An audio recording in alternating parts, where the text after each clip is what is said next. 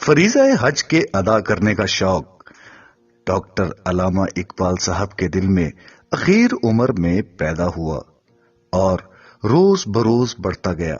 چنانچہ 1932 میں انگلستان سے واپس آتے ہوئے جب وہ مؤتمر اسلامیہ میں شرکت کے لیے بیت المقدس تشریف لے گئے تو اس وقت سفر حجاز کا سامان تقریباً مکمل ہو چکا تھا، لیکن ان کے دل نے یہ گوارا نہیں کیا کہ دربار رسول صلی اللہ علیہ وآلہ وسلم میں ضمناً حاضری دی جائے۔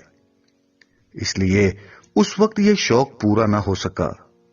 اس کے بعد ان کی علالت کا سلسلہ شروع ہوا اور مرض کے مختلف مد و جزر کے بعد 1937 میں وہ اس قابل ہو جائیں گے کہ فریضہ حج کی ادائیگی کے بعد مدینہ منورہ کی زیارت سے فیضیاب ہو سکیں۔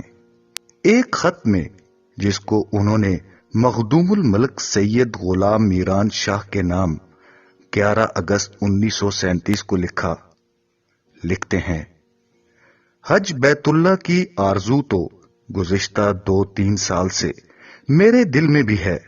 خدا تعالی ہر پہلو سے استطاعت عطا فرمائے تو یہ آرزو پوری ہو، اور اگر آپ رفیق راہ ہوں تو مزید برکت کا باعث ہو۔ عراق کی راہ جائیں تو بہت سے مقدس مقامات کی زیارت ہو جاتی ہے، لیکن بغداد سے مدینہ تک 600 میل کا طویل سفر ہے جو لاری پر کرنا پڑتا ہے۔ صحرائی سفر بہت دشوار گزار ہے۔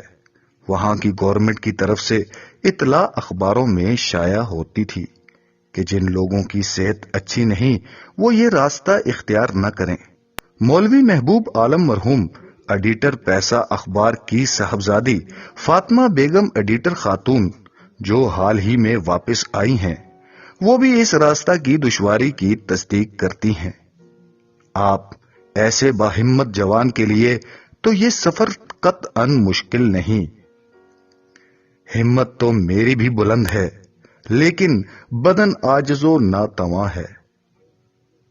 کیا عجب کہ خداوند تعالی توفیق عطا فرمائے